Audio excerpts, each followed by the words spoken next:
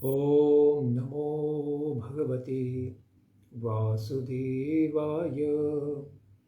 ॐ ज्ञानतिमिरान्धस्य ज्ञानाञ्जनशलाकया चक्षुरुन्मिलितं येन तस्मै श्रीगुरवे नमः। हरे कृष्णा। सब भक्तों का स्वागत है प्रातःकालीन श्रीमद् भागवतम के पाठ में। हम श्रवण कर रहे हैं श्रीमद् भागवतम का 7वां स्कंद, अध्याय 15वां। सब वर्णाश्रम धर्मियों के लोगों के लिए मुक्ति का मार्ग, इसका हम श्रवण कर रहे हैं। आज हम इसका भाग दूसरा श्रवण कर रहे हैं और आज 7वां स्कंद भी समाप्त होगा। नारद मुनि युधिष्ठिर महाराज को परम मुक्ति का मार्ग समझा रहे हैं कि व्यक्ति ने पहले सत्वगुण में स्थित होना चाहिए, जिससे तमोगुण और रजोगुण का प्रभाव नष्ट होगा। लेकिन सात्विक वृत्ति को प्राप्त करने पर भी परोपकार आदि में लगकर भगवत चिंतन का नाश न हो जाए, इससे भी व्यक्ति को बचना चाहिए, क्योंकि यह भी मानव सेवा रूपी जो व्यवधान है, यह भी आत्म साक्षात्कार का शत्रु ही है। इसलिए आगे कहते हैं, यावन्नृकाय रथमात्मवशोपकल्पं धत्ते गरिष्ठ चरणार्चनया निशातं ज्ञानासिमच्युत बलो दददस्त शत्रुः स्वाराज्यतुष्ट उपशांतम इदं विजह्यात्। जब तक मानव शरीर रूप रथ अपने वश में है और इसके इंद्रिय मन आदि संपूर्ण साधन अच्छी दशा में है, तब तक ही आचार्य के चरण कमलों की तीक्ष्ण बनी हुई ज्ञान की तलवार को लेकर श्री भगवान के आश्रय को प्राप्त करना चाहिए और इससे इन शत्रुओं का नाश करके स्वराज्य सिंहासन पर आसीन हो जाना चाहिए और अत्यंत शांत भाव से इस शरीर का परित्याग कर देना चाहिए।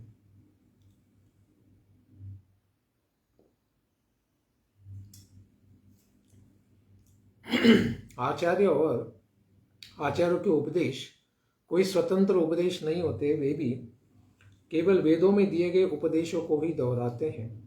तो इस प्रकार से शास्त्रों में दिए हुए सारे उपदेशों का पालन करना चाहिए और ये आदेश ही एक प्रकार से यह जो दिव्य ज्ञान है, यही क्या है, असीना यानी तलवार है। इस तलवार के द्वारा जो हृदय में छिपे हुए सारे अनर्थ हैं, इन सब अनर्थों का नाश करना चाहिए और फिर परमात्मा का साक्षात्कार करने के लिए या फिर उसी के साथ इस शरीर का त्याग कर देना चाहिए, यानी इस रथ को छोड़ देना चाहिए, भौतिक शरीर को। नहीं तो क्या होगा, नो चेत प्रमत्त सदिंद्रिय वाजिसूता नित्वोत पथम विषय दस्युः निक्षिपन्ति ते दस्यवः सहसयो ससमुं तमोन्धे संसार कोप और मृत्यु भये क्षिपन्ति। नो चेत, नहीं तो क्या होगा, अप्रमत्तम असद इंद्रिय वाजी सूता उत्पथम नित्वा, थोड़ी सी भी असावधानी होने पर इंद्रिय रूप दुष्ट अश्व यानी उस रथ के घोड़े और उनसे मित्रता रखने वाला बुद्धि रूप सारथी रथ के स्वामी को उल्टे रास्ते ले जाएंगे। कहां पर, जहां विषय रूप लुटेरों के बीच में उन्हें डाल दिया जाएगा, यानी रास्ता वह व्यक्ति भटक जाएगा और वह रथ किसी गलत दिशा में ले जाएंगे और वे लुटेरे घोड़ों और सारथी के साथ इस जीव को मृत्यु जैसे अत्यंत भयंकर घोर अंधकारमय संसार के कुएं में फिर से गिरा देंगे। उसका जो आत्म साक्षात्कार का मार्ग है वह कुंठित हो जाएगा, क्योंकि उसे इस प्रकार से भ्रमित कर दिया जाएगा अगर हम आचार्यों के दिए गए दिव्य ज्ञान के साथ आगे नहीं बढ़ेंगे, शास्त्रों में, भागवत में दिए हुए इस दिव्य ज्ञान का अगर लाभ नहीं लेंगे तो व्यक्ति भ्रमित होकर फिर संसार के मार्ग में ही उलट जाएगा और उसके शत्रु उसका नाश कर देंगे। इसलिए कर्म के 2 प्रकार के मार्ग हैं, इसको कहते हैं नारद मुनि। प्रवृत्तम च निवृत्तम च द्विविधम कर्म वैदिकम आवर्तेत प्रवृत्तेन निवृत्तेन श्रुतिमृतम। वैदिकम कर्म द्विविधम। वैदिक कर्म जो होते हैं वो 2 प्रकार के होते हैं, प्रवृत्तम च निवृत्तम च। प्रवृत्ति मार्ग और निवृत्ति मार्ग। प्रवृत्ति मार्ग यानी ऐसे कर्मों में लग जाना जो वृत्तियां हमें विषयों की ओर ले जाए, यानी भौतिक संसार में ही रखें और भौतिक संसारों के संसाधनों के साथ ही आसक्त बना दे, जैसे गृहस्थ धर्म। और दूसरा कर्म है निवृत्ति कर्म। ऐसे कर्मों को करना या वृत्तियों को धारण करना जो विषयों की ओर से हमें वापस लौटाती हैं और शांत एवं साक्षात्कार के योग्य बना देती हैं। ये भौतिक नहीं, आध्यात्मिक मार्ग है जो हमें भौतिक संसार से परावृत्त करता है, उस संसार से बाहर निकाल के उपेक्षा कराकर हमें भगवत धाम ले जाता है। ये कर्म ही निवृत्ति परक होते हैं। प्रवृत्ति परक कर्मों का अनुष्ठान करने वाले को बारंबार जन्म लेना पड़ता है और मृत्यु को प्राप्त होना पड़ता है, जबकि निवृत्ति परक मार्ग ये मोक्षगामी होते हैं। हिंस्रम द्रव्यमयम काम्यम अग्निहोत्राद्य शांतिदम दर्शश्च पूर्णमासश्च चातुर्मास्यम पशुः सुतः एतदिष्टं प्रवृत्ताख्यं हूतं प्रहुतमेव च पूर्तं सूरालया राम कोपाजिव्यादिलक्षणम्। शत्रु मरणार्थ किए जाने वाले शेन याग इत्यादि हिंसात्मक कर्म है, यानी शत्रुओं का नाश करने की इच्छा रखने वाले लोग जो कर्मकांडीय वृत्ति वाले हैं, प्रवृत्ति परक हैं, वे लोग इस प्रकार से हिंसामय कर्म यानी दूसरे के नाश के लिए यज्ञ करते हैं। अग्निहोत्र दर्श, पूर्णमास, चातुर्मास, पशु याग, सोम याग, वैश्वदेव बलिहरण आदि द्रव्यमय कर्म ईष्ट शब्द वाच्य हैं। जिस प्रकार से भौतिक संसार में ही अच्छी स्थिति को प्राप्त करने के लिए इन प्रकार के यज्ञ आदि याग किए जाते हैं, साथ ही देवालय बनाना, बगीचा बनाना, कुओं बावड़ियों को बनाना, प्याऊ लगवाना, इनकी स्थापना करना आदि पूर्त कर्म है। सकाम भाव से युक्त होने पर अशांति के ही कारण होते रहते हैं। इस प्रकार के कर्म जो संसार में प्रसिद्धि चाहते हैं कि हमने बहुत बड़ा कार्य किया, समाज का बड़ा कल्याण कर रहे हैं, इस प्रकार से मानव सेवा ही माधव सेवा है, इस प्रकार का जय घोष करने वाले ये मंद बुद्धि लोग होते हैं और इसी प्रकार से ये सकाम कर्मों में लगे रहते हैं, सिर्फ अपनी प्रतिष्ठा बढ़ाने के लिए। द्रव्य सूक्ष्म विपाकश्च धूमो रात्रिरपक्षयः अयनम दक्षिणम सोमो दर्श औषधि विरोधः अन्नम रेत इति क्ष्मेश पितृयानम पुनर्भवः एकैकश्रेणानुभूर्वं भूत्वा भूत्वेव जायते। हे राजा युधिष्ठिर, प्रवृत्ति परायण पुरुष मरने पर चरु पुरुड़ाश इत्यादि यज्ञ संबंधी द्रव्यों के सूक्ष्म भाग से बने शरीर को धारण करते हैं और धूमाभिमानी देवताओं के पास चले जाते हैं।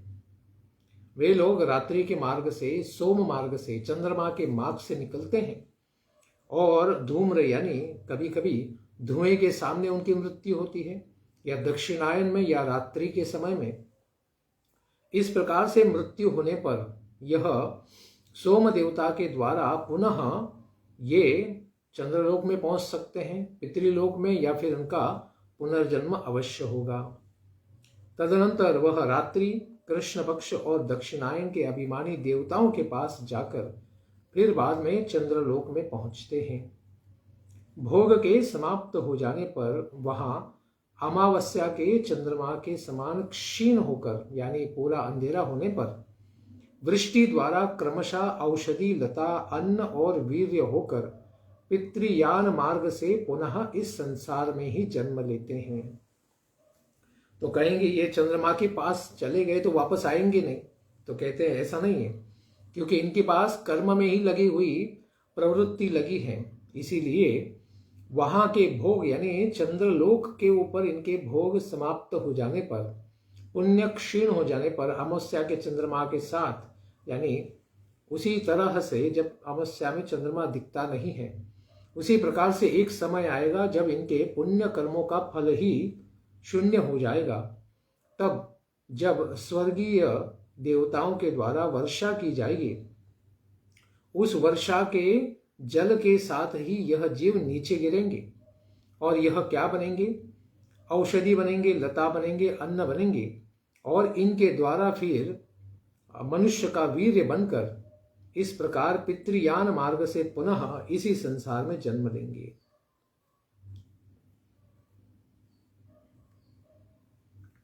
प्रवृत्त कर्मों को करने वाले जीवों के आरोह यानी ऊपर के लोकों में जाना और अवरोह यानी पुनः धरती पर जन्म लेना, इसके द्वारा आवृत्ति प्रकार को यहाँ नारद जी स्पष्ट रूप से बता रहे हैं।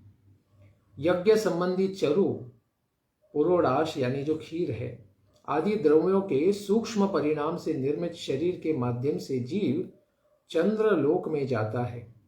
इस प्रकार के यज्ञ करने पर वह स्वर्गीय लोक चंद्रलोक में पहुंचता है, जिससे युक्त होकर वह जाता है, और उसी श्रुति में अपशब्द से इसको कहा गया है। श्रुति भी कहती है, इति तो पंचभ्यामाहुता वापः पुरुष वचसो भवन्ति, अर्थात इस प्रकार से पांचवी आहुति में जल ही पुरुष शब्द से कहा जाने लगता है। द्रव्य मूष्म विपाकश्च, इस तरह का पाठभेद होने पर द्रव्य शब्द से श्रुतियों में जिसे तेजो मात्र शब्द से कहा गया है वे इंद्रियां कही गई हैं। ऊष्म विपाक शब्द के द्वारा मृत्यु काल में होने वाले हृदय के अगभाग में प्रकाश को कहा गया है। श्रुति भी कहती है, स इमास्तेजो मात्राः समभ्याददानो रिदम मेवान्वक्रामत, अर्थात वह जीव इन इंद्रियों को लेकर हृदय में ही प्रवेश कर जाता है। तथा दूसरी श्रुति कहती है, तस्य हैतस्य हृदयाग्रम प्रद्योतते तेनैष आत्मा निष्क्रामति, उस मुमूर्षु जीव के हृदय के अग्रभाग में विद्यमान सुषुम्ना नाड़ी का अग्रभाग प्रकाशित हो जाता है। एक होती है ईड़ा, एक होती है पिंगला और एक होती है सुषुम्ना। इस प्रकार सुषुम्ना नाड़ी के अग्रभाग में यह प्रकाशित होता है जो मुक्ति की इच्छा करने वाला व्यक्ति है, और उसी नाड़ी के माध्यम से विद्या प्राप्त जीव शरीर से बाहर निकल जाता है। धूम आदि शब्द के द्वारा धूम आदि मार्ग के अभिमानिनी देवताओं का उल्लेख है। अपक्षय शब्द से कृष्ण पक्षाभिमानी देवताओं को कहा गया है, जिसमें चंद्रमा कम होता जाता है और उसके पश्चात अंत में अमावस्या आ जाती है। सोम शब्द से चंद्रलोक को कहा गया है। दर्श इत्यादि के द्वारा भोगों के समाप्त हो जाने के पश्चात जीव के वहां से अवरोहन यानी पुनः इस पृथ्वी पर आने के प्रकार को कहा गया है। विपरीत लक्षणा के द्वारा विशिष्ट भोगों के क्षयजन्य शोकाग्नि के द्वारा देहालय शब्द के द्वारा अदर्शन को कहा गया है। एतदुक्तम भवति इत्यादि कहने का अभिप्राय है कि भूत सूक्ष्मों से युक्त होकर प्रवृत्त कर्म करने वाले जो इस संसार के जीव हैं, मनुष्य हैं, इनको धूमादि अतिवाहिक देवता सोमलोक में ले जाते हैं। सोमलोक में जब भोगों की समाप्ति हो जाती है तब उसका वह शरीर विलीन हो जाता है और वह वर्षा के माध्यम से पहले औषधि बन जाता है। औषधि के रूप में, जल के रूप में वह जीव नीचे आता है और औषधि लताएं बन जाता है। फिर विरुद्ध लता इत्यादि के क्रम से वह अन्न के द्वारा यानी किसी मनुष्य के द्वारा खाया जाता है, फिर उसके वीर्य में प्रवेश करता है, फिर माता के गर्भ में प्रवेश करके फिर मनुष्य का देह लेकर उत्पन्न होता है। इस तरह पुनर्जन्म के कारणभूत पितृयाग प्रवृत्त कर्म का मार्ग है। इस प्रकार से कर्मकांड करने वाले व्यक्ति अवश्य ही पुनर्जन्म को प्राप्त होते हैं। इसीलिए क्ष्मेश अर्थात राजन युधिष्ठिर पुनर्जन्म को ही एकैकश्येन इसके द्वारा कहते हैं, अर्थात क्रमशः औषधि, पहले वर्षा, फिर औषधि, फिर उसके बाद अन्न, फिर उसके बाद वीर्य, फिर उसके बाद मनुष्य का जन्म प्राप्त होगा। निषेकादिश्म शानान्तै संस्कारैः संस्कृतो द्विजः इंद्रियेषु क्रिया यज्ञा ज्ञानदीपेषु जुह्वति। गर्भाधान से लेकर अंत्येष्टि पर्यंत जिनके सारे संस्कार किए जाते हैं, सारे 14 के 14 संस्कार किए जाते हैं, उनको द्विज कहा जाता है। उन द्विजों में कुछ तो प्रवृत्ति मार्ग के अनुयायी होते हैं, जिस प्रकार से पहले वर्णन हुआ है, और कुछ इसमें निवृत्ति मार्ग के अनुयायी बन जाते हैं, जो मोक्ष की अपेक्षा करते हैं। जो लोग निवृत्ति मार्ग के अनुयायी होते हैं वे इष्टापूर्त आदि से होने वाले समस्त यज्ञों के ज्ञान को प्रकाशित करने वाली इंद्रियों में होम कर देते हैं, यानी वे केवल भगवान की प्रसन्नता के लिए कर्म करते हैं, समाज सेवा, मानव सेवा में नहीं लगते हैं। उन दोनों प्रकार के कर्मों के अधिकारियों को निषेक आदि श्लोक से बतलाते हैं कि जो निवृत्त कर्माधिकारी हैं, कर्म से निरत हो गए हैं, उपरत हो गए हैं, वे इष्टादि कर्मों को करके भी इस प्रकार से जन्म प्राप्त नहीं करते हैं। निवृत्त कर्म निष्ठ की विशेष उपासना आदि को बतलाते हुए कहते हैं कि अर्चिर आदि मार्ग से वे कहाँ जाएंगे? फिर वे चंद्रलोक नहीं जाएंगे, वे ब्रह्मलोक जाएंगे। इसी बात को यहाँ पर कहा गया है कि द्रव्य यज्ञों में होने वाली हिंसा का रोकना अत्यंत कठिन होता है, लेकिन निवृत्ति मार्ग वाले इसको रोक देते हैं, क्योंकि उन यज्ञों में हिंसा अत्यंत मुख्य होती है। अतएव यहाँ निवृत्त कर्म को ही यहाँ बतलाते हुए कहा गया है कि ज्ञान को प्रकाशित करने वाली इंद्रियों में होम कर देते हैं, उनको त्याग देते हैं ज्ञान के द्वारा। इष्टामूर्त आदि व्यापारों में उतने मात्रा में या रूप से इंद्रियों की भी भावना कहते हैं। इसी तरह आगे भी समझना चाहिए। वे किसी भी प्रकार के कर्मकांड में नहीं लगते हैं, वे केवल भगवान की भावना धारण करके निवृत्ति के लिए, मुक्ति के लिए केवल प्रयास करते हैं। इसीलिए ईड़ा पिंगला को वे ज्यादा कार्यान्वित न करते हुए सुषुम्ना नाड़ी का ही संशोधन करते हैं, जो सत्वगुणी प्रधान है और मोक्ष कारक है। इंद्रियाणि मनस्योर्मौ वाची वैकारिकं मनः वाचं वर्ण समाम्नायि तमोंकारे स्वरे न्यसेत् ओंकारं बिंदौ नादेतं तं तो प्राणम अहत्यमुम्। इंद्रियों को दर्शन आदि रूप संकल्प में, वैकारिक मन को परावाणी में, परावाणी को वर्ण समुदाय में, वर्ण समाम्नाय में, वर्ण समुदाय को अ उ म से बने हुए इन प्रकार से 3 स्वरों से जिनकी रचना हुए ऐसे ओमकार में, ओमकार को बिंदु में, बिंदु को नाद में, नाद को सूत्र आत्मा रूप प्राण में और प्राण को ब्रह्म तक पहुंचाना चाहिए। यानी भौतिक इन आवरणों से एक एक सीढ़ी की तरह पार करते हुए, विलीन करते हुए आत्मा को इस भौतिक संसार के तत्वों से मुक्त कराने के लिए निवृत्ति मार्गी व्यक्ति ने प्रयास करना चाहिए। ओमकार के नाद में ध्यान करते हुए फिर इस प्रकार से उसको प्राण में और प्राण को ब्रह्म तक ले जाना चाहिए। अग्नि सूर्यो देवा प्राह्नः शुक्लो राकोत्तरं स्वराट विश्वश्च तेजसः प्राज्ञ तुर्यात्मा समन्वयात्। निवृत्त कर्मनिष्ठ ज्ञानी जो है वह क्रमशः क्या करे?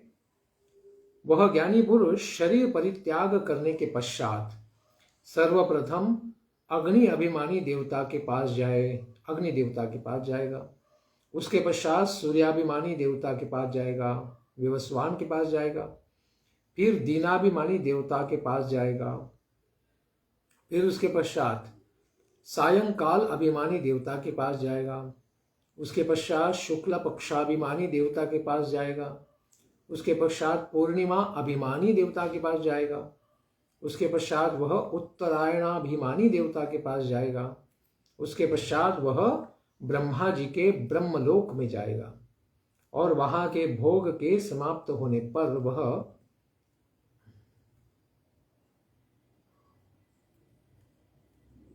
वह स्थूलोपाधिक विश्व अपनी स्थूल उपाधि को सूक्ष्म में लीन करके सूक्ष्मोपाधिक तेजस हो जाता है, यानी भौतिक शरीर का पूर्ण त्याग कर देता है। फिर वह सूक्ष्मोपाधि के कारण में लय करके कारणोपाधिक प्राज्ञ हो जाता है। पुनः सबों के साक्षी रूप से सर्वत्र अनुगत होने के साक्षी के रूप में स्वरूप में कारणोपाधि का लय करके तुर्य रूप में स्थित हो जाता है। यानी भगवान जिस प्रकार से महानिद्रा में है, योग निद्रा में है, उसी अवस्था को तुर्य चौथी अवस्था को प्राप्त करता है। पहली जागृति, दूसरी है स्वप्न, तीसरी है सुषुप्ति और चौथी है तुर्य। यानी वह भौतिक संसार से उसका कोई भी संपर्क नहीं रह जाता है। इस तरह दृश्यों का लय हो जाने के कारण वह शुद्ध आत्म स्वरूप में स्थित हो जाता है और यही उसके लिए मोक्ष पद है। इस प्रकार वह एक एक स्तर से आगे बढ़ता हुआ क्रमिक मुक्ति से इस प्रकार से तुरीय अवस्था को प्राप्त करता है। देवयानम इदं प्राहुर भूत्वा भूत्वानुपूर्वशः आत्मयाज्योपशांतात्मा यात्मस्थो न निवर्तते। इसको देवयान कहा गया है। इस प्रकार के निवृत्ति मार्ग की प्रक्रिया को देवयान कहा गया है। इस मार्ग से जाने वाला उपासक एक देवता से दूसरे देवता के पास जाते हुए धीरे धीरे ब्रह्मलोक तक पहुंच जाता है और फिर उसके पश्चात वहां पूरे भौतिक शरीर का त्याग करके अपने आत्म स्वरूप में स्थित हो जाता है। उपशांतात्मा ही आत्मस्थः न निवर्तते, और वह प्रवृत्ति मार्ग अनुयायी के समान पुनः इस संसार में पुनर्जन्म नहीं लेता है, वापस नहीं आता है। जबकि प्रवृत्ति मार्गी तो चंद्रलोक में जाने के पश्चात हमने पीछे श्रवण किया पुनः इस संसार में जन्म लेता है, लेकिन निवृत्ति मार्गी पुनः वापस नहीं आता है। येते पितृदेवानम अयने वेद निर्मिते शास्त्रेण चक्षुषा वेद जनस्थोपि न मुह्यति। ये जो पितृयान और देवयान वेद निर्मित दो मार्ग हैं। पितृयान यानी चंद्रलोक के द्वारा वापस आने वाला जीव, और देवयान यानी निवृत्ति परायण होकर मुक्त होने वाला जीव। ये दो मार्ग वेदों में बताए गए हैं। उसको शास्त्र की दृष्टि से देखने वाला पुरुष इस शरीर में रहकर भी उसके विषय में मोहित नहीं होता है, इसलिए वह पुनर्जन्म की अपेक्षा नहीं करता है। इस प्रकार वह इस संसार में पुनर्जन्म कराने वाले धूमादि मार्ग को यानी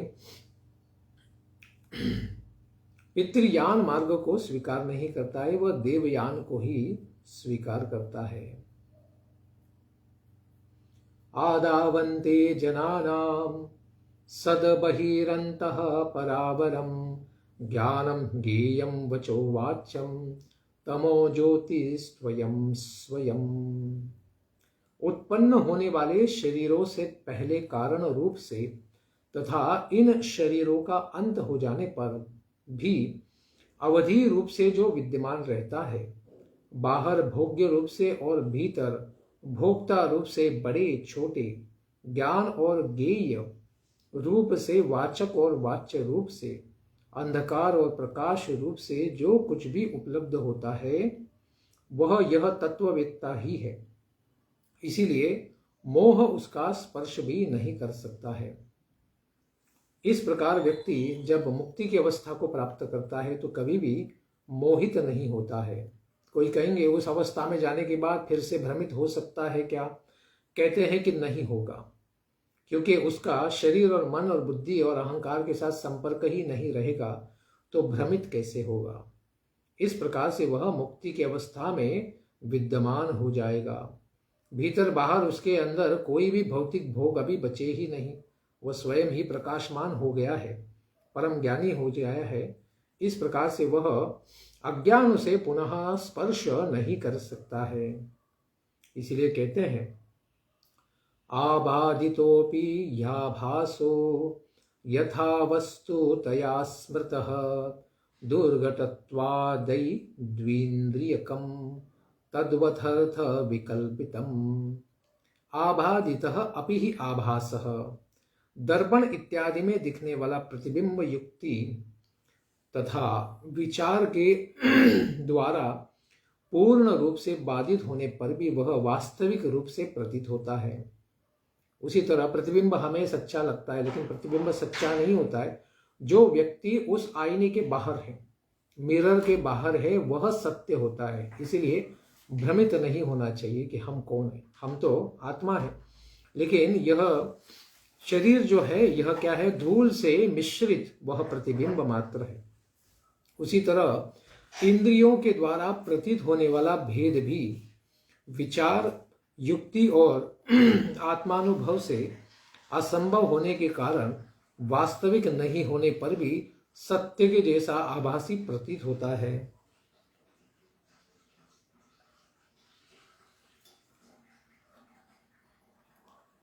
यदि ज्ञानी को मोह नहीं होता है तो फिर उसको भी भेद की प्रतीति कैसे होती है? इस पर नारद जी कहते हैं कि तर्क से विरोध होने के कारण वह पूर्ण रूप से बाधित है। फिर भी जिस तरह प्रतिबिंब जैसे वास्तविक प्रतीत होता है, उसी तरह से इंद्रियों के द्वारा प्रतीत होने वाला भेद तर्क के विरुद्ध होने के कारण अवास्तविक होने पर भी सत्य के समान प्रतीत होता है। उसी तरह क्योंकि वह दुर्घट है, तो कहते हैं कि मुक्ति की अवस्था में भ्रम का तो दर्शन ही नहीं होगा, प्रतिबिंब का तो दर्शन ही नहीं होगा, तो भ्रमित कैसे होगा व्यक्ति? बिल्कुल भ्रमित नहीं होगा। इसीलिए कहते हैं कि उसका अवसर ही उसे प्राप्त नहीं होगा। इस पंच महाभूत के शरीर के बारे में कहते हैं क्षित्यादीनां मिहार्थानां छाया न कतमापि न संघातो विकारोपि न पृथंगान्वितो मृषा।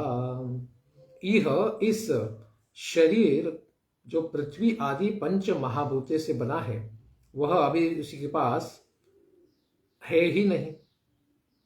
यह उन भूतों का संघात भी नहीं है और न तो विकार या परिणाम ही है, क्योंकि यह शरीर अपने अवयवों से न तो पृथक है और न तो अनुगत ही है। अतएव यह क्या है? अन्वितः मृषा, सत्य नहीं है। ये भौतिक शरीर जो है ये पंच महाभूतों से उपयुक्त बात को कहते हैं कि पृथ्वी आदि पंच महाभूतों के साथ में आने पर बुद्धि के आलंबन रूप देह आदि का समूह, कार्य तथा परिणाम इन तीनों में से कोई भी नहीं है। जिस तरह वृक्षों का संघात वन होता है, जब वृक्ष साथ में होते हैं, सारे वृक्षों को साथ में कहना है तो संघ के रूप में कहेंगे कि ये वन है, वृक्षों का वन। उसी तरह पंच महाभूतों के संघात देह आदि नहीं है कि पंच महाभूत साथ में खिचड़ी करके साथ में रख देंगे तो शरीर तो बनता नहीं है। लोक में देखा जाता है संसार में कि शरीर के अंग को खींचने पर संपूर्ण शरीर खींचने लगता है। अगर हाथ को खींचेंगे तो पूरा शरीर ही खींच जाएगा, किंतु वन के एक वृक्ष को अगर खींच लिया जाए या काट दिया जाए तो संपूर्ण वन खींचा नहीं जाता या कट नहीं जाता है। इसी प्रकार शरीर पंच महाभूतों का संघात नहीं है, वह पंच महाभूतों का कार्य रूप अवयव भी नहीं है। पंच महाभूतों से वो कारण है पंच महाभूत और कार्य शरीर है, तो इस प्रकार से भी नहीं है। अभी शब्द के द्वारा सूचित किया गया है कि यह पंच महाभूतों का परिणाम भी नहीं है। कि पंच महाभूत जैसे दूध का परिणाम है दही बनना, तो उस प्रकार से पंच महाभूत में विकार आने पर शरीर नहीं बनता है। क्योंकि प्रश्न होता है कि क्या वह अपने अपने परिणत अवयवों से पृथक है, अलग है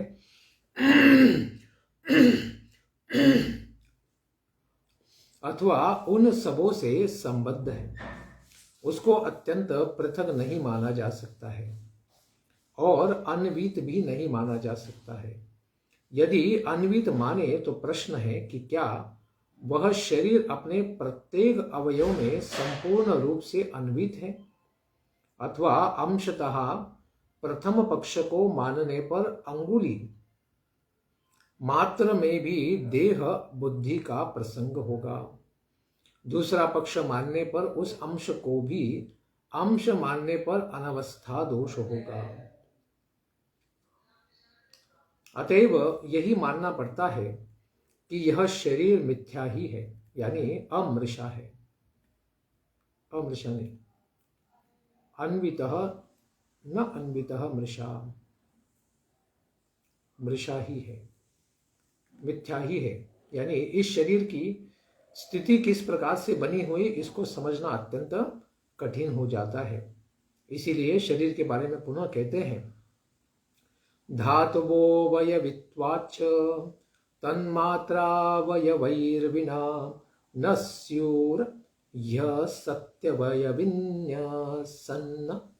अवयवोऽनन्तः। धातवः, इस तरह शरीर के कारण रूप पंच महाभूत जो है वह भी अवयवी होने के कारण अपने अवयवों सूक्ष्म भूतों से पृथक नहीं है, अपितु वे भी अवयव रूप ही हैं। बहुत अधिक विचार करने पर भी अवयवों से पृथक अवयवी का भी अस्तित्व नहीं मिलता है, वह असत ही सिद्ध होता है। ऐसी स्थिति में यह सिद्ध ही हो जाता है कि ये अवयव भी असत ही हैं। शरीर में मिथ्यात्व का प्रतिपादन करने के पश्चात उसके कारणभूत पंच महाभूतों का भी मिथ्यात्व प्रतिपादन करते हैं। धारयंती इस व्युत्पत्ति के अनुसार धातु शब्द महाभूतों का बोधक है। ये पंच महाभूत अपने सूक्ष्म अवयव तन्मात्राओं के बिना नहीं हो सकते हैं, क्योंकि वे भी अवयवी हैं। यदि कहें कि तब तो अवयवों को सत्य मानना चाहिए, तो इसका भी उत्तर देते हैं कि उपर्युक्त पहले प्रकार से अवयवी के असत्य होने पर अवयव भी अत्यंत मिथ्या ही होंगे, झूठे हो जाएंगे। अवयवी की प्रतीति रूप अन्यथानुपपत्ति के बिना उसके सत्यत्व के प्रतिपादक प्रमाण का अभाव होने के कारण है। इसी बात को पंचम स्कंद में भी कहा गया है। इस तरह से क्षिति शब्द के वृत्त को निरूपित किया गया है। स्यात् सादृश्य भ्रमस्तावत् विकल्पे सति वस्तुनः जाग्रत स्वापौ यथा स्वप्ने तथा विधि निषेधता। जब तक अज्ञान के कारण एक ही परम तत्व में अनेक वस्तुओं के भेद प्रतीत होते हैं, तब तक यह भ्रम भी रह सकता है कि जो वस्तुएं पहले थी वे अब भी हैं, और स्वप्न में भी जिस प्रकार जागृत स्वप्न आदि अवस्थाओं के अलग अलग भेद प्रतीत होते हैं, एवं उनमें भी विधि निषेध के शास्त्र रहते हैं। इसी तरह जब तक इन विभिन्नताओं का मोह बना रहेगा, तब तक यहाँ भी विधि एवं निषेध के शास्त्र हैं ही। कि क्या करना है क्या नहीं करना है, इस प्रकार से वे शास्त्र बने ही रहेंगे। प्रश्न होता है कि अवयवी का अभाव होने पर सदा बदलते रहने वाली बाल्यावस्था, युवावस्था आदि जो अवस्थाएं हैं, इनके कारण यह वही देवदत्त है, इस तरह की प्रत्यभिज्ञा नहीं हो सकती है। कि बचपन में जो छोटा सा बच्चा दिखता है, वो बड़ा होने के बाद शरीर तो पूरा अलग दिखता है, प्रौढ़ होने के बाद एकदम अलग दिखता है, वृद्ध होने के बाद अलग दिखता है, और मृत्यु के पास में जाने पर, अत्यंत वृद्ध होने पर तो शरीर एकदम ही अलग दिखता है। तो इस प्रकार से जो बचपन में हमने छोटा बच्चा देखा था, ये वही देवदत्त है जो अभी मर रहा है, ये कहना कठिन हो जाता है। इसी बात को श्री कुमारिल भट्ट ने कहा है कि आविर्भाव तिरोभाव धर्म के श्वणपयी यत तद्धर्मी, अर्थात सदा बदलते रहने वाले धर्मों में जो नहीं बदलने वाला है, उसी को धर्मी कहते हैं, वही आत्मा है। तो इसके उत्तर में नारद जी कहते हैं कि परमात्मा में कोई भेद वास्तविक नहीं है, और आत्मा में भी नहीं। आत्मा परमात्मा में कोई बदलाव नहीं होता है। अथवा अविद्या के कारण ब्रह्म में भेद रहने पर पूर्व आरोप के सादृश्य के कारण ही यह वही है, इस प्रकार का भ्रम होता है। वह भ्रम तब तक ही रहेगा जब तक कि अविद्या की निवृत्ति नहीं हो जाती है। जब तक अज्ञान नहीं जाएगा तब तक समझ में नहीं आएगा। प्रश्न होता है कि सबों का मिथ्यात्व स्वीकार करने पर विधि एवं निषेध का प्रतिपादन करने वाले शास्त्रों की स्थिति क्या होगी, क्योंकि वे भी तो सर्व के अंतर्गत ही आते हैं, सारे शास्त्र। इस पर कहते हैं, जिस तरह स्वप्न में भी जागृत स्वप्न की व्यवस्था होती है, उसी तरह विधि शास्त्रों की व्यवस्था होती है। अर्थात वे भी उसी तरह मिथ्या है जिस तरह स्वप्न काल में प्रतीत होने वाले जागृत स्वप्न मिथ्या होते हैं।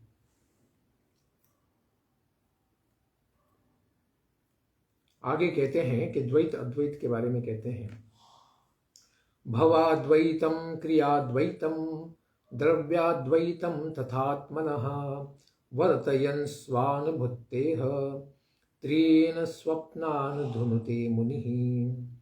जो विचारशील पुरुष अपनी अनुभूति से, अनुभव से आत्मा के विविध अद्वैतों का साक्षात्कार करते हैं कि आत्मा क्या होता है, इस संसार से यानी शरीर से उसका कोई संबंध नहीं, इसको देखता है। वे जागृत अवस्था, स्वप्न अवस्था और सुषुप्ति, दृष्टा देखने वाला, दर्शन जो देखा जाता है, और दृश्य जो दिखता है, के भेद रूप स्वप्नों को मिटा देते हैं। इस भौतिक संसार को समेट कर रख देते हैं, धुनुते धो देते हैं। वे अद्वैत तीन प्रकार के हैं, भवाद्वैत, क्रियाद्वैत और द्रव्याद्वैत। जिस अद्वैत का प्रतिपादन किया जा चुका है, उसी को तीन भावनाओं के उपदेश के द्वारा यहाँ उपस्थित करते हैं। स्वानुभूत्या अर्थात आत्म तत्व का अनुभव हो जाने कारण, त्रीन अर्थात जागृत, स्वप्न, सुषुप्ति, ये तीन अवस्था, और साथ ही दृष्टा, दर्शन और दृश्य। दृष्टा यानी देखने वाला, दर्शन यानी जिसके द्वारा देखता है, दृश्य जो दिखता है भौतिक संसार। यह तीन अवस्थाएं। श्रुति भी कहती है, त्रय अवस्था त्रय स्वप्ना, तीन अवस्था तीन स्वप्न, तीन निवास स्थान और तीन स्वप्न है। अथवा वस्तु भेद विषयक एक पहला स्वप्न है, उसके पश्चात उनके अधिकार भेद के कारण होने वाली कर्म भेद विषयिनी बुद्धि का होना दूसरा स्वप्न है। उसके पश्चात मेरे कर्म से उत्पन्न होने वाला यह फल मेरा भोग्य है, इस प्रकार की होने वाली प्रतीति तीसरा स्वप्न है। मननशील पुरुष इन तीनों स्वप्नों को मिटाकर तूर्य चौथी अवस्था में पहुंच जाता है। कार्य कारणवत्वैकम अर्षणम पटतंतुवत् अवस्तुत्वाद विकल्पस्य भावाद्वैतम तदुच्यते। जिस तरह वस्त्र तंतु रूप ही होता है, पटतंतुवत, पट यानी वस्त्र, तंतुवत यानी उसके अंदर जो धागे होते हैं ऊपर नीचे आगे पीछे चलते हैं, उसी से वह वस्त्र बनता है। उसी तरह कार्य यानी ये जगत और कारण यानी महत्त्व दोनों एक ही वस्तु है, क्योंकि भेद तो वास्तविक है ही नहीं। क्योंकि तंतु से ही वस्त्र बना है, तो वस्त्र तंतु ही है और तंतु ही वस्त्र है, दोनों में कोई फर्क नहीं है। इसी को भावाद्वैत कहते हैं। तंतु और वस्त्र के समान कार्य एवं कारण एक ही द्रव्य है, इस प्रकार का विचार करना भावाद्वैत कहलाता है। यद ब्रह्मणि परे साक्षात् सर्वकर्म समर्पणम मनो वाक्तनुभिः पार्थम क्रियाद्वैतम तदुच्यते। हे पार्थ युधिष्ठिर, मन, वाणी और शरीर से होने वाले जितने भी कर्म हैं, उन सभी कर्मों को साक्षात परम ब्रह्म को समर्पित किया जाता है। जो भी कर्म है, यत् करोषि यद् अश्नासि यत् जोहोसि ददासि यत् तपस्यसि तत् कौन्तेय तत्करुष्व मदर्पणम, सारे भगवान को समर्पित कर दो। इसी को क्रियाद्वैत कहते हैं, यानी सारी क्रियाएं आध्यात्मिक कर देना, भौतिक न रखना, अपने स्वार्थ के लिए कुछ भी नहीं रखना, परमात्मा को समर्पित कर देना।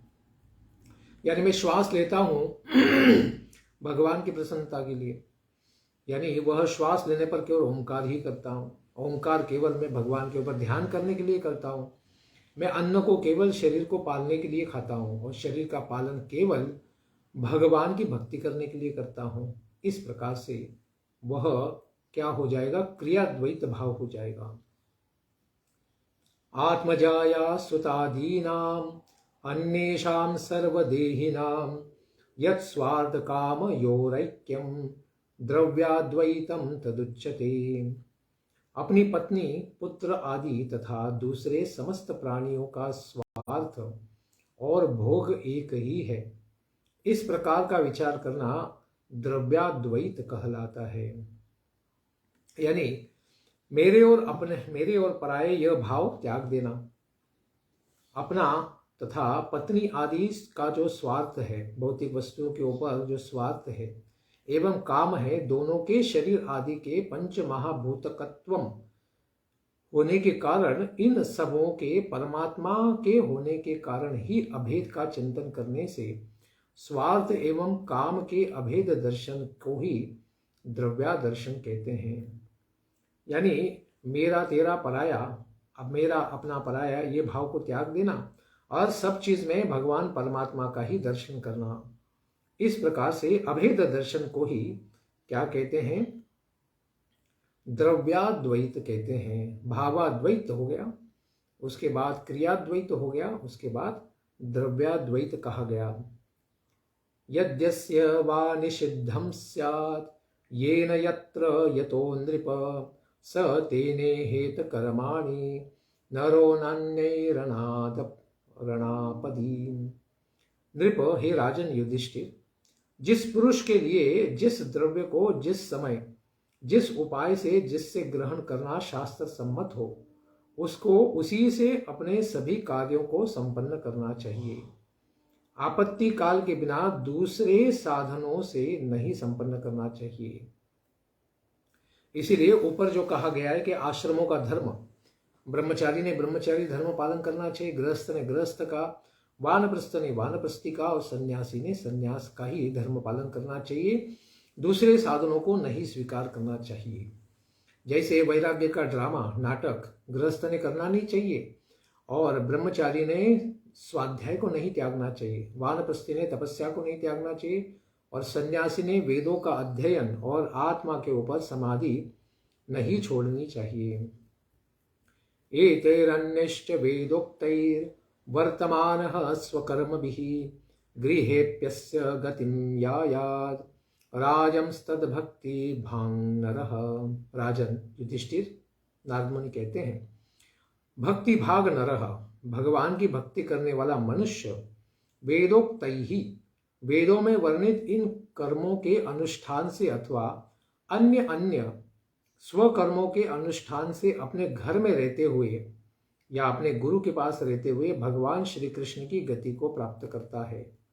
वर्तमानः गृहे अपि अस्य गतिम यायात्, भगवान की भक्ति की महिमा बता रहे हैं। इस श्लोक के द्वारा इस प्रकरण का उपसंहार करते हैं नारद मुनि कहते हैं कि जैसे तुकाराम महाराज भी कहते हैं, न लगे सायास जावे वनांतरा सुखी तो घरा नारायण। भगवान का भक्त होने पर वन में या संन्यास लेने की भी आवश्यकता नहीं है। अगर व्यक्ति भगवान की निस्सीम भक्ति करे, पूरा समय भगवान के दिव्य नामों का कीर्तन करे, भगवान के चरणों का स्मरण वंदन करे, तुलसी की सेवा करे, भक्तों की आचार्यों की सेवा करे, तो घर में रहकर भी वह भगवान को प्राप्त कर सकता है। अस्य गतिम यायात, भगवान नारायण को प्राप्त कर लेगा। लेकिन घर में रहकर अनुष्ठान हो नहीं पाता है, इसीलिए उसे गुरु के आश्रम में रहना होता है, भक्ति के ज्ञान को सीखना पड़ता है। इस प्रकार अगर व्यक्ति यानी भावाद्वैत, क्रियाद्वैत और द्रव्याद्वैत भावना से शुद्ध भक्ति करता है, भगवान को सब कुछ समर्पित करते हुए जीता है, तो ऐसे भक्तिवान भक्त को भगवान के अवश्य ही दर्शन प्राप्त हो जाएंगे, इसमें कोई भी संदेह नहीं है। इसीलिए कहते हैं, यथा हि यूयं नृपदेव दुस्त्यजात् अपद्गनादुत्तरतात्मनः प्रभुः यत्पादपङ्केरुह सेवया भवान् हारशिन्निर्जित दिग्गजः क्रतून्। हे राजवर्य युधिष्ठिर, जिस प्रकार आप लोग आत्मनः प्रभो, प्रभु कहते हैं, क्यों? क्योंकि उनके स्वामी हैं भगवान श्री कृष्ण। आप लोग जो पांडव हैं, कुंती द्रौपदी के साथ पांडव, आप अपने स्वामी भगवान श्री कृष्ण के चरणों की सेवा और उनकी कृपा से बड़ी बड़ी विपत्तियों को आपने पार कर लिया है, तथा जिनकी ही कृपा से भूमंडल को, पूरे संसार को आपने जीत कर आपने राजसूय आदि अनेक यज्ञों को संपन्न किया है। वही भगवान ही परमात्मा के भी परे भगवत रूप है।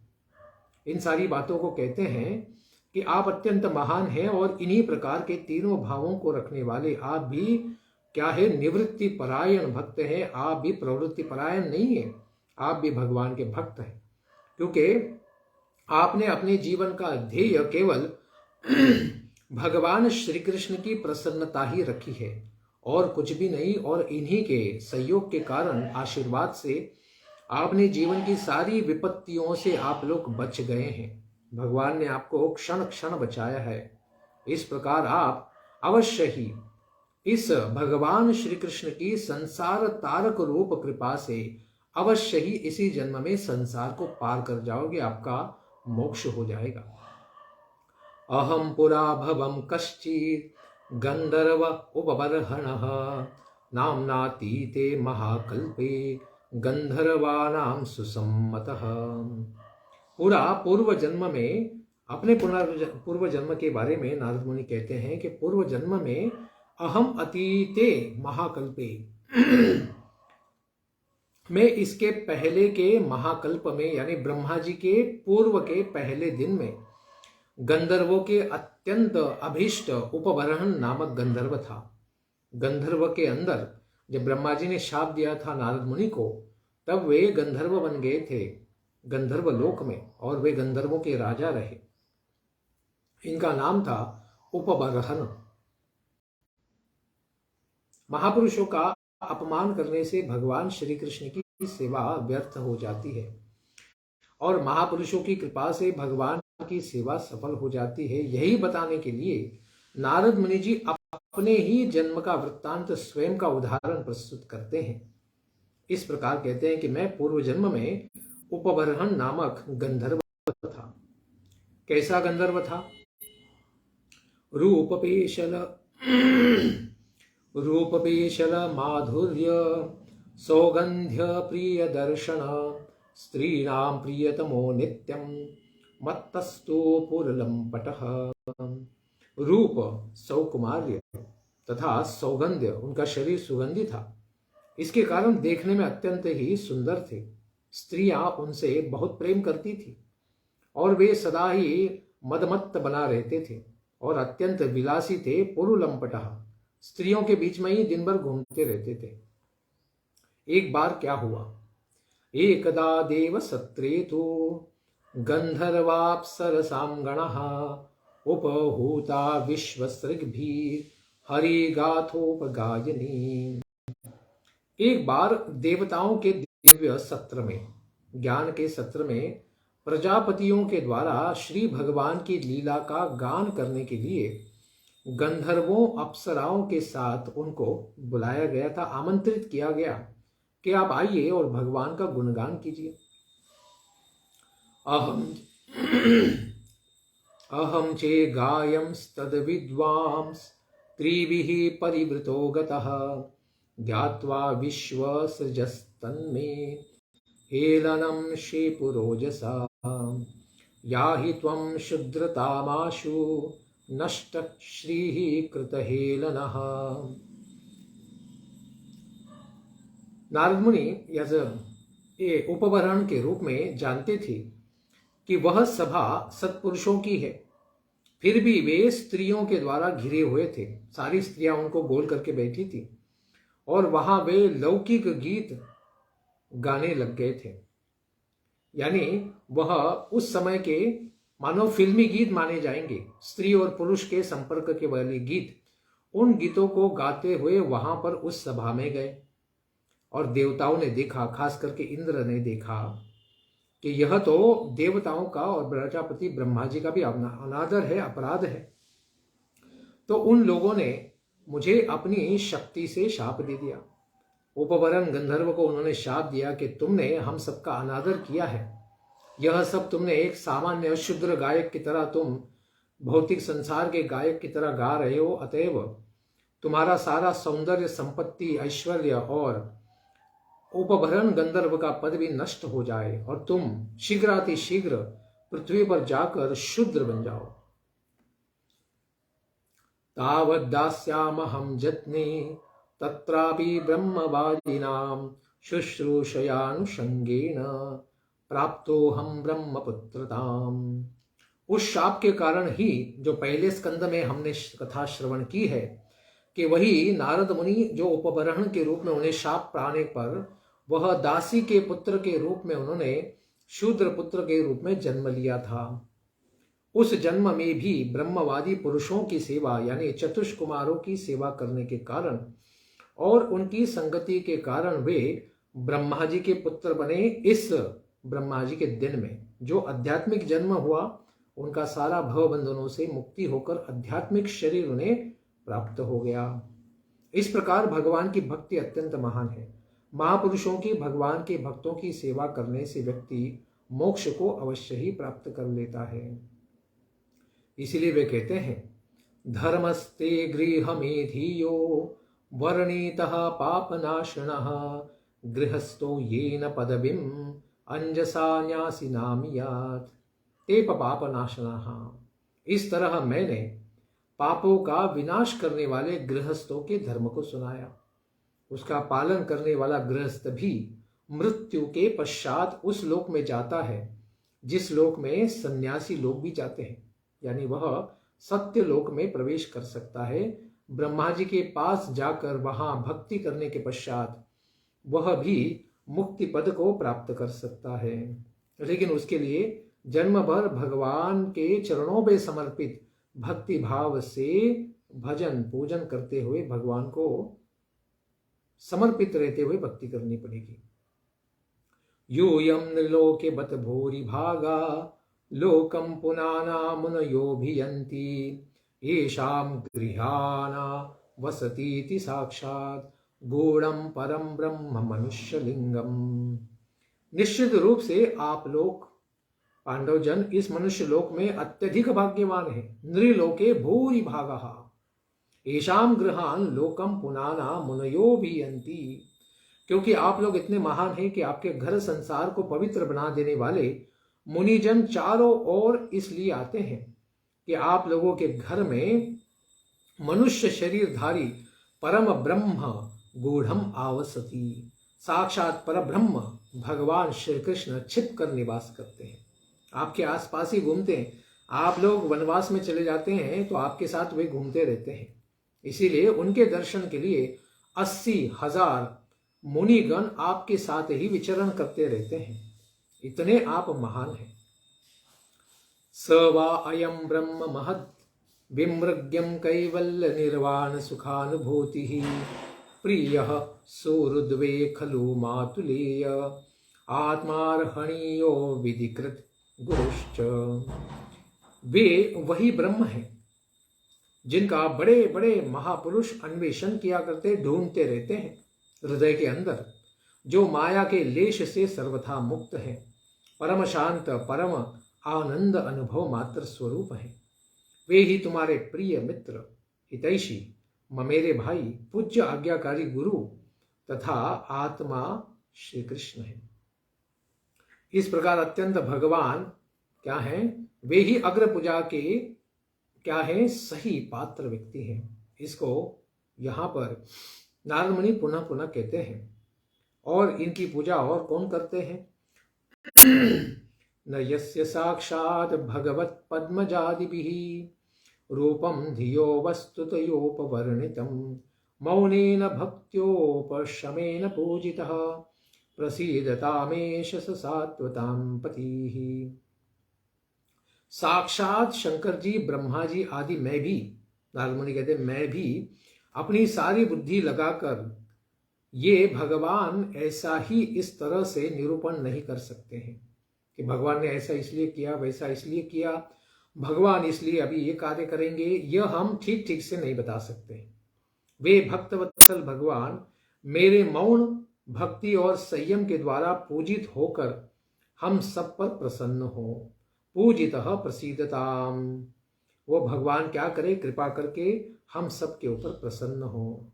श्री शुक उवाच, क्योंकि भगवान श्री कृष्ण भी वहां पर नारद मुनि जी और युधिष्ठिर महाराज के सामने ही थे। उन्हीं के सामने कहते हैं कि भगवान आप हम सब के ऊपर प्रसन्न हो। इति देवर्षिणा प्रोक्तम निशम्य भरतर्षभः पूजयामास सुप्रीतः कृष्णं च प्रेम विप्लवः। इस प्रकार से शुकदेव गोस्वामी कहते हैं कि नारद मुनि जी ने इस प्रकार प्रवचन करके युधिष्ठिर महाराज को सारे प्रश्नों का उत्तर दिया कि भगवान विषम नहीं है, भगवान समदृष्टि रखते हैं। इसीलिए यहां पर शिशुपाल जो मारा गया उसने ब्रह्म सायुज्य की मुक्ति प्राप्त कर ली। भगवान सबको एक समान से प्रेम करते हैं, राक्षस द्वेष करने पर भी उनको मुक्ति का लाभ देते अगर वे भगवान का द्वेष करेंगे। और ऐसी मुक्ति ज्ञानियों को प्राप्त होती है। तो ज्ञानी और असुर एक ही स्तर पर आ जाते हैं, केवल वे भगवान से संबंध जोड़ना चाहे तो। लेकिन भगवान के भक्त अत्यंत महान हैं, वे इस प्रकार के सायुज्य को नहीं चाहते हैं। वे भगवान के भगवत धाम में जाकर उनकी शाश्वत रूप से सेवा ही करना चाहते हैं। इस प्रकार भगवान के सामने ही यह सारा संवाद हुआ युधिष्ठिर महाराज और नारद मुनि जी का। इसको भगवान ने भी श्रवण किया और सभा में भीष्म आदि सबने भी श्रवण किया। तो अत्यंत प्रसन्न हुए ऐसे महाराज युधिष्ठिर प्रेम विह्वल हो जाते हैं और नारद मुनि जी तथा भगवान श्री कृष्ण की वे पूजा करते हैं। कृष्ण पार्थावुपामंत्र्य पूजितः प्रययौ मुनिः श्रुत्वा कृष्णं परम ब्रह्म पार्थः परम विस्मितः। भगवान श्री कृष्ण और राजा युधिष्ठिर से विदा लेकर एवं पूजा को प्राप्त करके नारद मुनि जी वहां से अंतरिक्ष में चले जाते हैं और भगवान श्री कृष्ण ही पर ब्रह्म परमात्मा है यह सुनकर राजा युधिष्ठिर को परम विस्मितः अत्यंत आनंदमय आश्चर्य होता है। इति दाक्षायणी नाम ते पृथक वंशाः प्रकीर्तितः देवासुर मनुष्याद्या लोका यत्र चराचरः। इति इस तरह मैंने तुम्हें दक्ष पुत्रियों के वंशों का दाक्षायणी नाम ते पृथक वंशाः अलग अलग वर्णन कहकर सुनाया है। उन्हीं के वंशों में यह देवता, असुर, मनुष्य आदि संपूर्ण चराचर लोक में जितने भी जीव आज देखने को मिलते हैं, सब कुछ दक्ष की ही वंश परंपरा में उत्पन्न है। इसीलिए उनको यथार्थ रूप से प्रजापति कहा गया है। ब्रह्मा जी ने स्वयं उत्पत्ति को ज्यादा किया नहीं, जो उनके 27 के आसपास जो पुत्र हैं उन्हीं के द्वारा सारी उत्पत्ति है। उसमें भी संसार में सर्वाधिक उत्पत्ति तो दक्ष महाराज के द्वारा ही प्रकट की गई है। इस प्रकार से दक्ष ने पुत्रों को उत्पन्न किया, लेकिन उनका नारद मुनि ने तो मोक्ष करा दिया था। इसीलिए बाद में 60 पुत्रियों को जन्म देके उनके द्वारा संसार के कितने जीवों का विस्तार किया, इसका वंश के अनुसार मैंने विस्तार तुम्हें कह सुनाया है। परीक्षित, तुम और क्या श्रवण करना चाहते हो? इस प्रकार से सुखदेव गोस्वामी पूछेंगे और इसका उत्तर भी वे देंगे। इसको हम श्रवण करेंगे कल के प्रातःकालीन सत्र में। इस प्रकार सप्तम स्कंद की हम चर्चा को यहाँ पर विराम देते हैं। कल से हम श्रीमद् भागवतम का अष्टम स्कंद को श्रवण करेंगे। धन्यवाद। हरे कृष्ण। ग्रंथराज श्रीमद् भागवतम की जय, नारद मुनि जी की जय, युधिष्ठिर महाराज की जय, भगवान श्री कृष्ण की जय, सुखदेव गोस्वामी जी की जय, परीक्षित महाराज की जय। निताय गौर प्रेमानंदी हरि हरि बोल। जय जय श्री राधे श्याम।